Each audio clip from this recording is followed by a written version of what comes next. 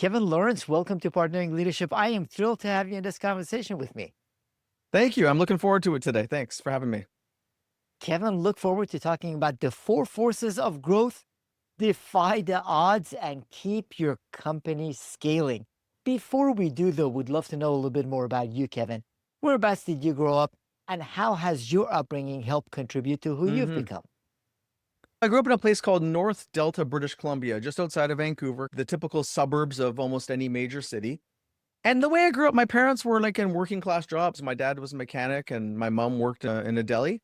And the way I was brought up is kept me very grounded, working with successful executives and leaders all around the world.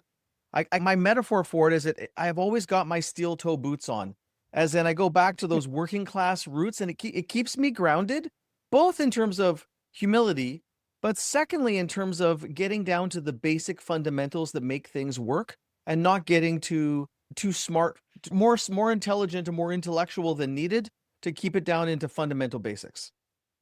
I think that's really important, and it shows also in your writing as well, Kevin. Part of it is what is important for us to focus in on. Now, one of the things you open your book with is you say leaders don't lose ambition, they lose orientation. What do you mean by that? As organizations get bigger, they get more complex. And there's just more moving parts. And in many ways, metaphorically, it's like you end up working inside of a big storm, like inside of a tornado. And within a tornado, it's hard to see clearly sometimes. And people unintentionally end up working passionately and really hard on the wrong things. And they're not bad people. They just can't see clearly and they pick something that seems relevant, although it's not. There's a level of agency that you also mentioned in the book, Kevin, regardless of the role, the size of the organization, where we are in the hierarchy of the organization. There is an impact we can have on growth. Where do you see that agency playing a role? Yeah, it's a big part of it because you're not always going to get told or directed on what you need to do. You need to pay attention. So, again, I like metaphors, but no different than a pilot that is noticing some things. Air traffic control may not tell them about the bad weather or the turbulence. Maybe they don't. But it's still their job to pay attention. And ideally, they have the understanding to self recalibrate or make adjustments as needed. And again, that's why, for me, that's why tools or models help people to see those things. So, for example, in the book, The Four Forces model, it's like sometimes you get too obsessed with problems, which is natural and human, but maybe there's opportunities that you would be better served to focus on. And if you have tools and models, it can help you to recalibrate on your own without even needing to be told or guided. That's the ideal. I call it autonomous accountability. Ideally, we all have the autonomy, or in some cases, create it so that we can continue to try to do the right thing. And actually, Kevin, I've been deep into AI and the transformation it's causing in many organizations. Yeah. Do believe we need a lot more of that autonomy at all levels of organizations. Those are the organizations that will thrive Yes. as we go through this Yes. transition.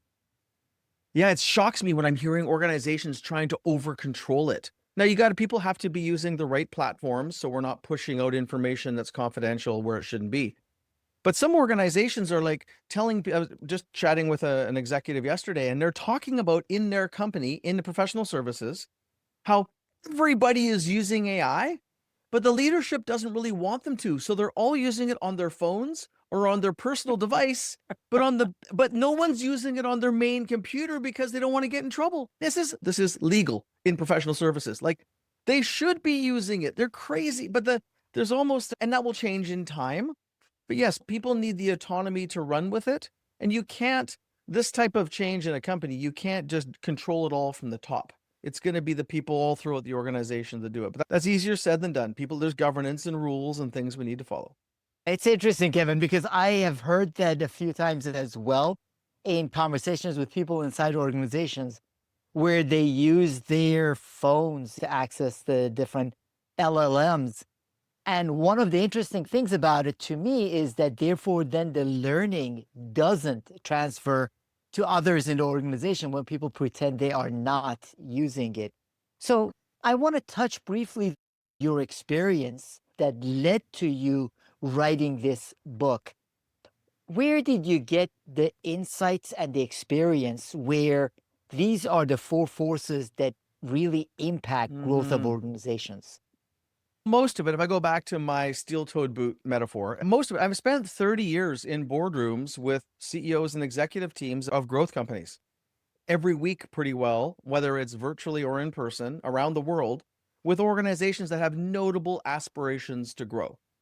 And we've used all kinds of tools and frameworks. And after thousands and thousands of strategic planning meetings or one-on-one sessions with CEOs, over a period of years, the patterns really become obvious. And what I continued to notice is incredibly smart, capable teams passionately working on things, and they wouldn't grow. They would get stuck.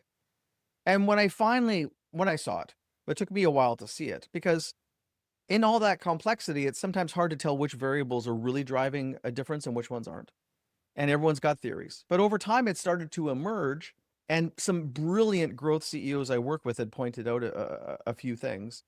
And once I saw it, and I really saw the root of it is people, as organizations grow, problems get louder and incentive systems reward problem solving. Incentive systems are so over indexed to improvement, quality, service, those good things.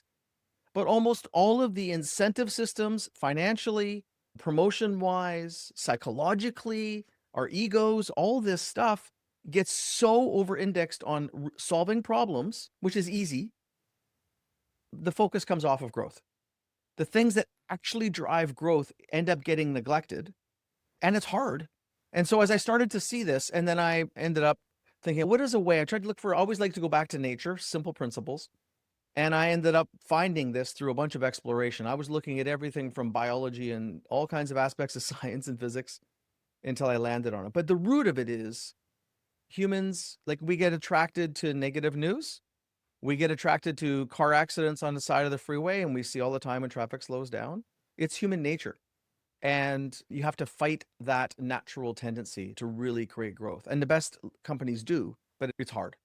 That is a powerful point that you make, Kevin, leading to the importance of opportunity, which is one of those forces to focus in on. Yeah. As I was thinking about what you said, it is so true. In vast majority of leadership team conversations, the focus is on the problems. And it's Yep. as if we solve all of the problems that the organization is facing, things will be great. There isn't as Correct. much time on that opportunity side. Unless somebody in the room pulls the brains up to opportunities, to that strategic thinking of opportunity, it will be all and by the way, all the leaders and executives are closer to the problems. They live in problems and incentivized to solve them. So when we watch when we work with CEOs and their teams, if you just let an executive team build a strategic plan, it will be almost all problem solving because that's their world. But you need the CEO or that entrepreneurial mindset or the growth mindset to pull them out of it. And even the leaders themselves get pulled into it. So it is very common because it's human, and it's almost not human or unusual human behavior to stay focused on it. And that's why the companies that continue to grow, or the individuals that continue to grow, even as a human in terms of how we continue to grow, do focus on that. It's, for example, I'll give an example as a human. As an executive may be still trying to master and build out part of their team, right? Their team's not quite dialed in yet, and some of the systems are broken and not perfect yet. But the best executives are focused on how they want to be twice as good in 3 years. And they're doing that development, or they're working on those projects, even though current reality is not perfect and still a bit messy. And that's kind of one of the root insights is growth is going to be messy no matter what. There's always going to be problems that don't get solved. And within that, you still need to push for growth, just like a pilot in an airplane. Even though the weather, even though there's a lot of turbulence, you still keep going on time to destination.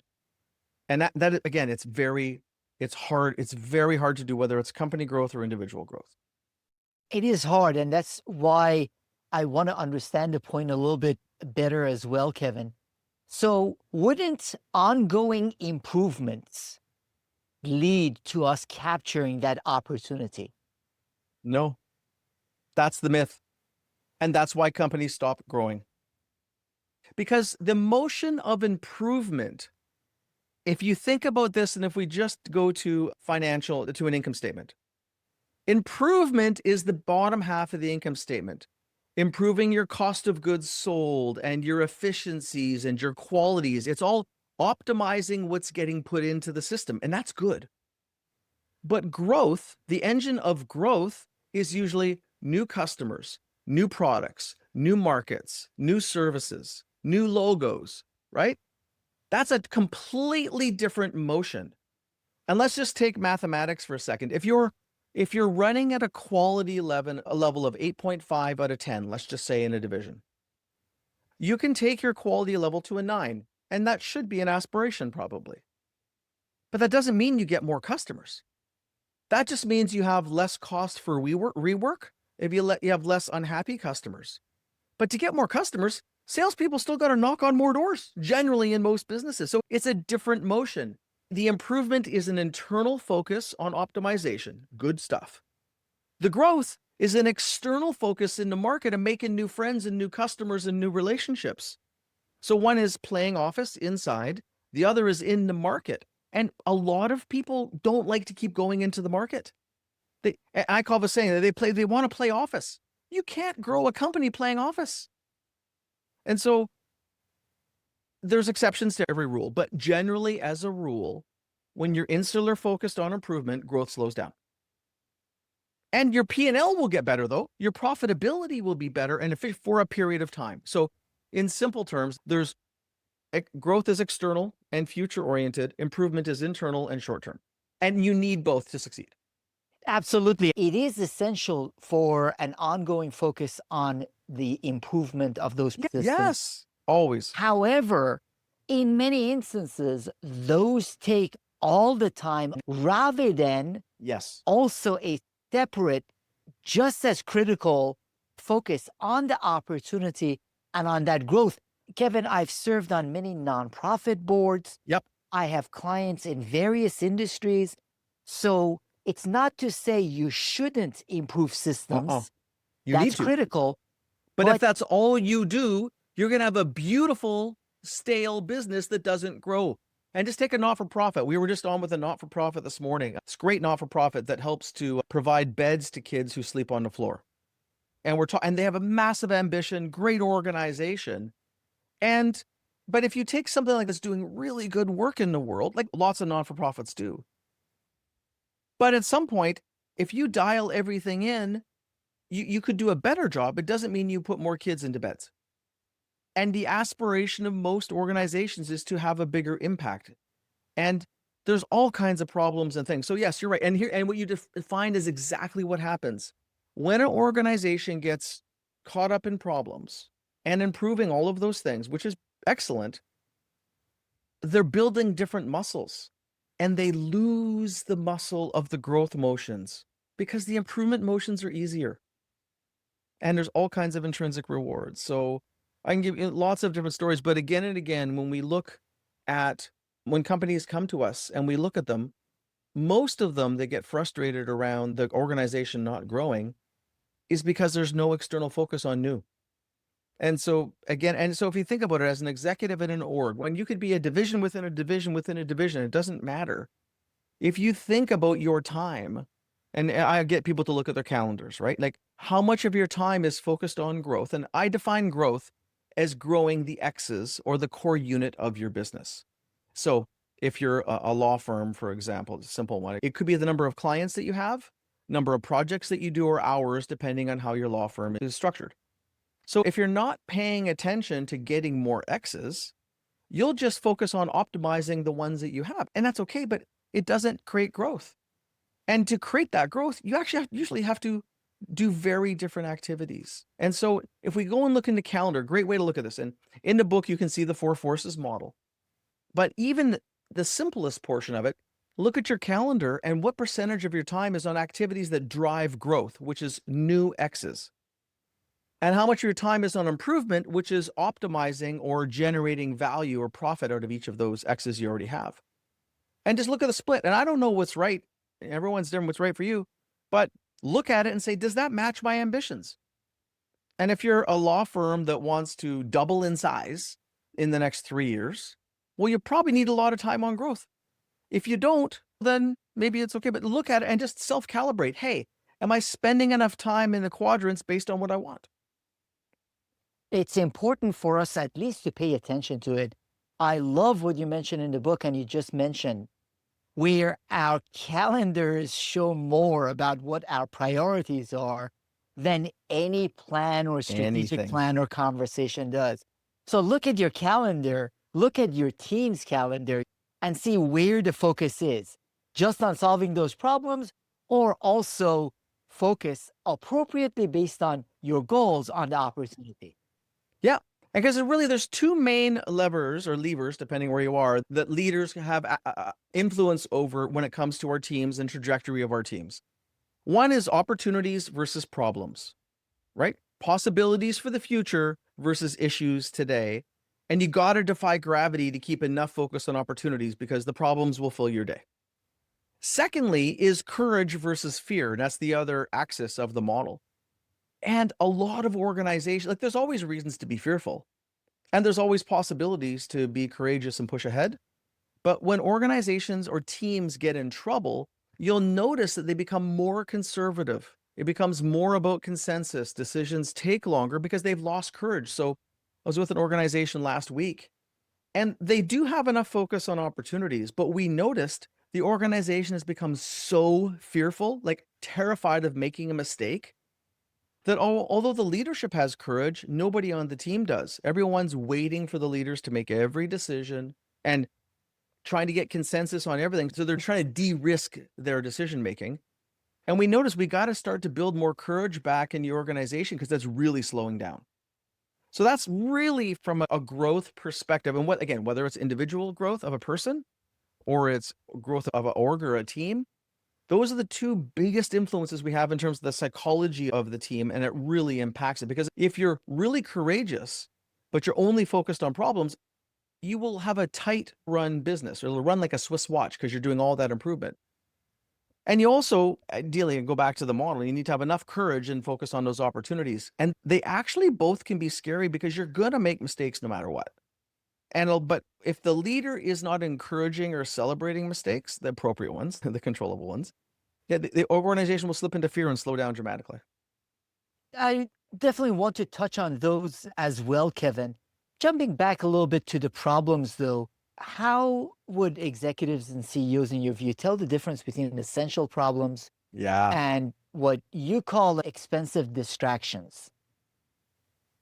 Everyone knows their business. I have some ideas. People will have their own thinking, but one for sure, does it directly impact the customer or not? Things that directly impact the value prop we promise to our customer, like we need to get on that. Those are critical. No, generally, those go to the top of the heap. For the rest, you got to do mathematics. And what I've noticed in organizations, one of my favorite new sayings is that words are for writers, numbers are for business people. And if you really want to make good business decisions, you have to do the math. So when you look at these problems, so I'll give you an example. In the book, there's a story of a client out of Chicago that I worked with for years. And we had their number one client send almost a demand letter for a 5% rebate. Now, thankfully, we had excellent financial information, profitability by customer. And in the middle of our meeting, our planning meeting, someone got this letter, and it was a notable customer, their biggest customer. And because we knew the math, the CFO pulled the math in about a minute. We knew that this demand letter would take this client from being barely profitable to costing us a few $100,000 a year to keep them. So we were able to respond to that problem in 5 minutes. And it was a multi $20 million, $30 million a year customer. It was substantial revenue. But because we had the numbers and applied the math, we gave it almost zero energy, and we said no and went back to work.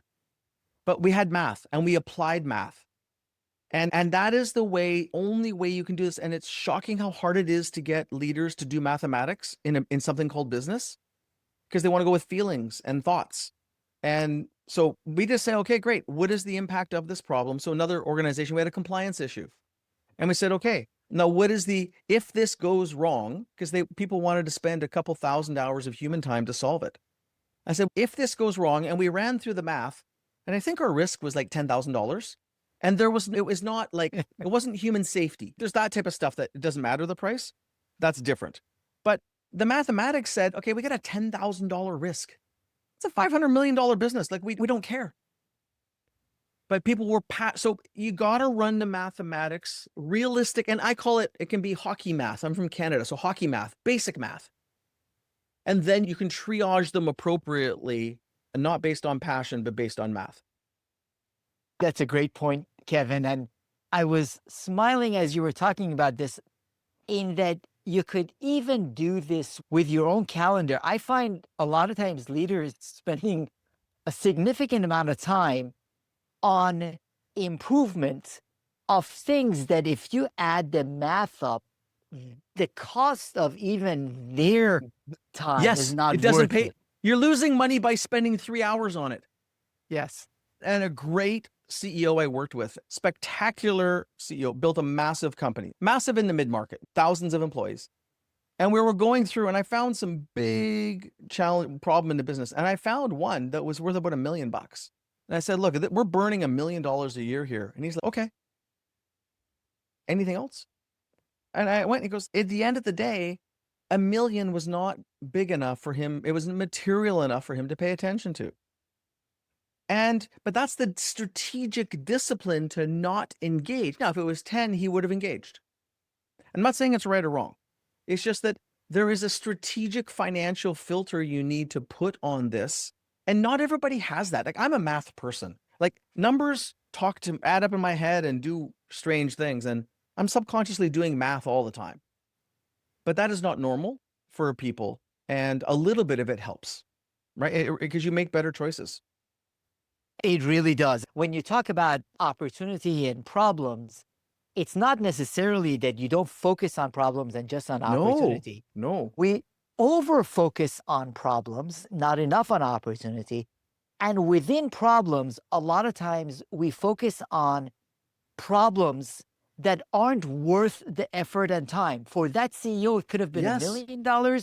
For someone, can be $100 an hour. It doesn't matter. Doesn't matter.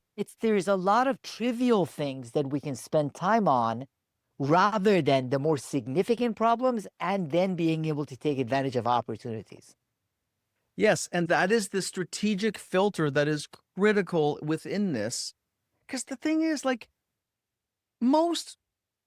many problems do not need to be solved, although solve themselves. But they have such energy behind them and drama, and it pumps good drugs in our system, engaging in them, like, for so many reasons. Like, there's this thing I talk about called the seduction of streamlining. It feels so good. We put on our Superman cape. I did it. Like, it's right. I spent $1,000 and saved $50. Like, saving $50 is not bad, but executives shouldn't be focused on. But we inadvertently do that. And it's fascinating because we all do it. In my other book, Your Oxygen Mask First, and one of the things I talk about is stop being chief problem solver. Because as we grow up and move through organizations, when we're started our careers, our ability to solve problems is one of our greatest values. And as you move up through the organization, that's why you get promoted, because you're good at fixing stuff generally. But when you get to higher levels, you have to let go of that. And you shouldn't do that most of the time mathematically. Your team or their team's team should. So it's like a shedding of a skin as you get to the next level of leadership, where you have to let go of the thing that actually made you successful. And it's incredibly hard to do. Yes. Now, that's the opportunity and problems. You also addressed courage versus fear. One of the things I wonder, though, Kevin, it sounds good to say courage, but what does courage look like when in many instances leaders feel like, you know what, I'm accountable to the board? I can't tell you how often I've heard from a CEO say, I'm accountable to the board, therefore they excuse not having that courage and then move on down in the organization. There's always a reason for it. And it's contagious. I was with a CEO today and we're talking about it. I said, your job is to negotiate with the board, direct the board, get help from the board. But it's almost like a victim mindset. It's up to the board. It's not my thing. That's not courage.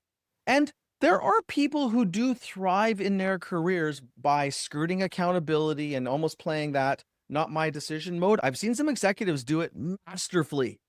Now, I wouldn't want them in my companies, but I have seen some people have an ability to dance around it and have no accountability. So people do that, and it's an easy stance to take. Those people don't create a lot of value in organizations, right? They hold jobs. They don't drive change, drive growth. And that's a personal thing. That's some people's operating system. And if it works for them, great. Those aren't the highest performing executives I've ever worked with. Because it does, you have to be willing to get a little bit of mud on your face if you're going to lead effectively. You're going to make mistakes. Like I have one of my slides in one of my presentations is I have been in the room for $350 million of burnt cash. We made the choices. We did the decisions, and then it did not go well. And that's not opportunity cost, that's real cash burn. And I wear that as a bit of a badge of honor because, first of all, it's true.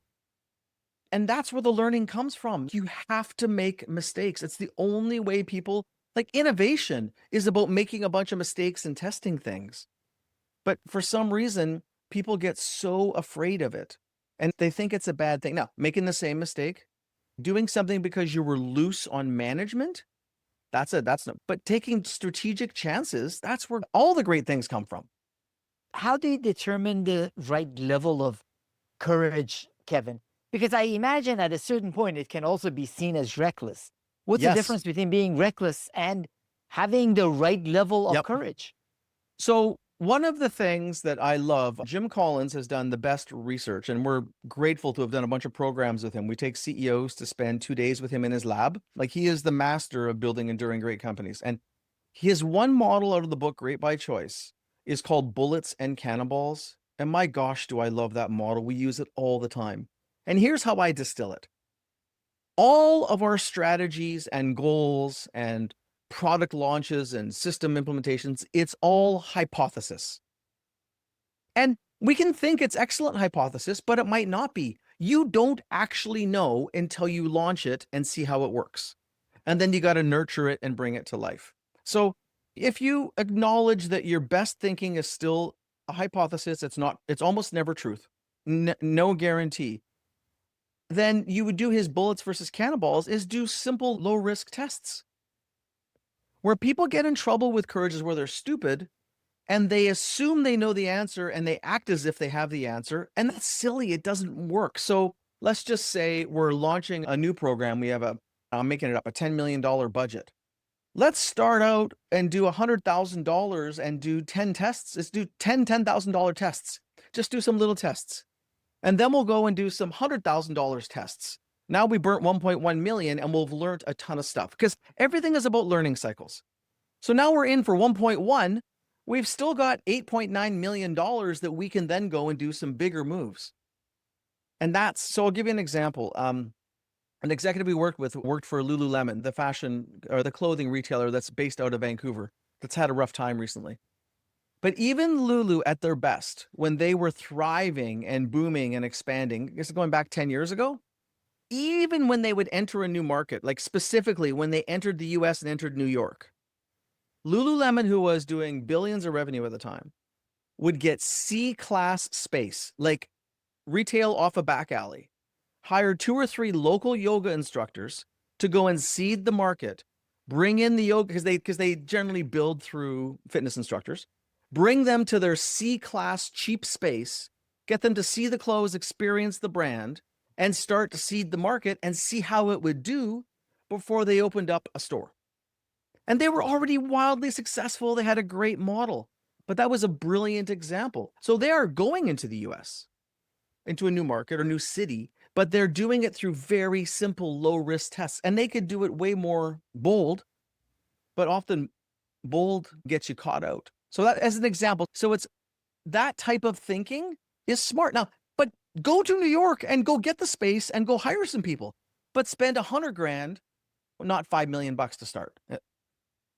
I love that example, Kevin. Actually, yesterday I was with a client and the leadership team around the table we're all really convinced of something they want to launch next year and wanted to go all in. And that's the point I had to make, whether minimum viable product, minimum viable concept, Yep. or Jim Collins's cannons versus bullets. Courage is not putting all your chips and risking the entire organization on Courage is not ego. Courage, right? it's that experimentation, the willingness to experiment. So on one Yes. level, fear keeps you even from experimentation.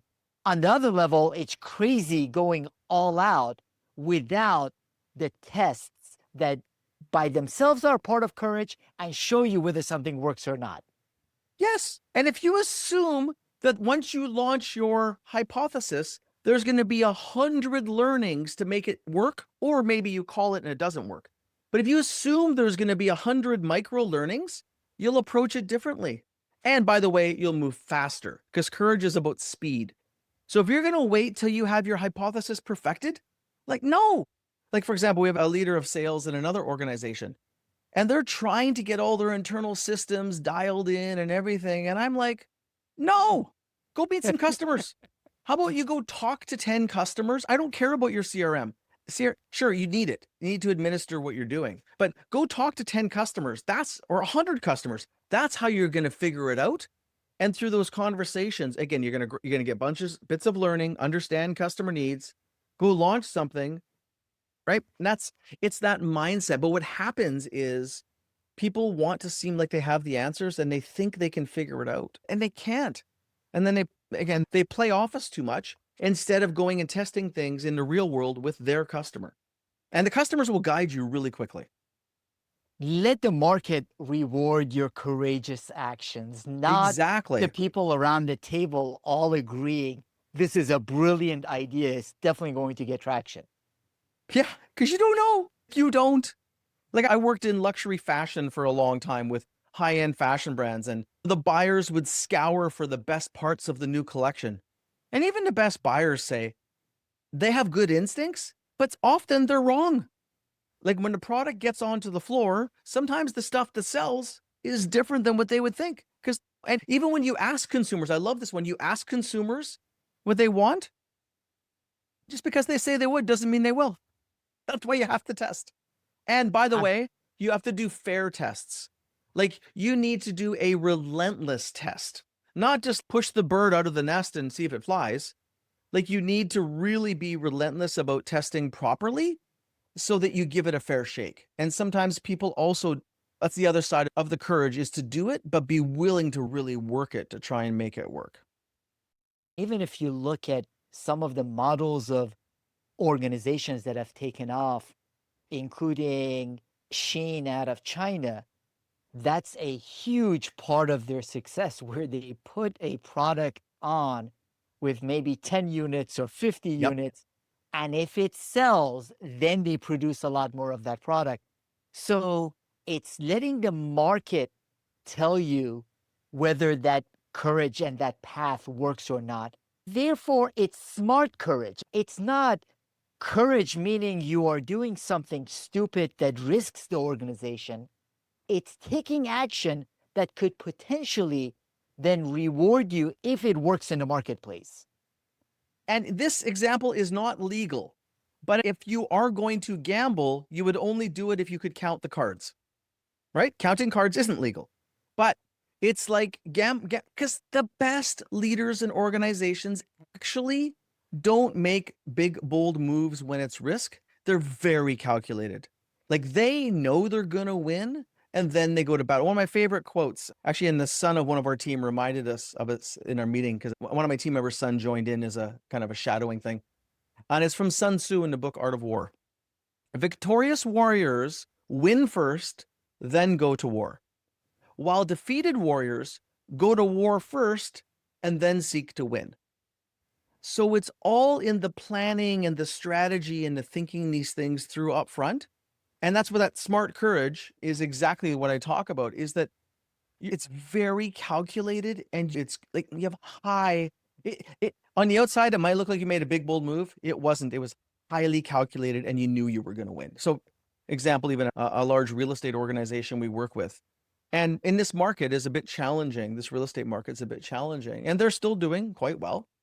But what they're saying is that they know now when they're looking at land, and they're still buying land, but there's like land that's no brainer. Like it's impossible to fail because it has all of the right things. And like they know, and they're being smarter. They're still being courageous, but they're dialing in their smarts and decreasing their risk as much as possible, but they're still making moves. Absolutely. On the podcast, Kevin, I've had John Rossman, who initially had launched the Amazon marketplace of books on the Amazon way. And his most recent book was Big Bet Leadership. And that is a critical point that he makes, whether when they were launching the marketplace or how organizations need to look at their strategy. Exactly what you mentioned. It's that kind of smart courage.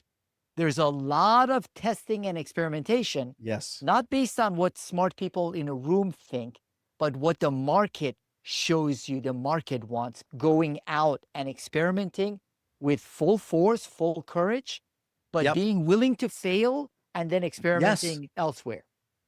Yeah, being willing to take the lessons because sometimes stuff doesn't work, and that's okay. Like, let's just fail fast. But as organizations grow and get more successful, keeping that experimental, failing fast culture is really difficult. And if we don't lead it, it will never happen. It's hard. I have a lot of CEOs and leadership teams that actually listen to the podcast together, Kevin, or they all listen to it. Yep. What questions should they ask as a team to surface or get a sense of where they are with respect to the four forces that you talk about? Mm-hmm. Yeah, simple thing. We talked about people's time, but if you look at the strategy of the company, we look at it to assess the organization through 3 points: the team members, the key leaders in the business, their strategy, and then their reporting or their numbers. And on the team members, it's really simple. Like, what percentage of your key leaders, not everyone, but percentage of your key leaders are what we call aces, exceptional at their job. They're a delight to work with. They would get an A on the report card for fitting the culture, and they would get an A on the report card for consistently delivering results. An A is not perfect, but an A is damn good. And they're damn good because if you have a low percentage of your key leaders that aren't aces, you end up with a whole bunch of part-time jobs.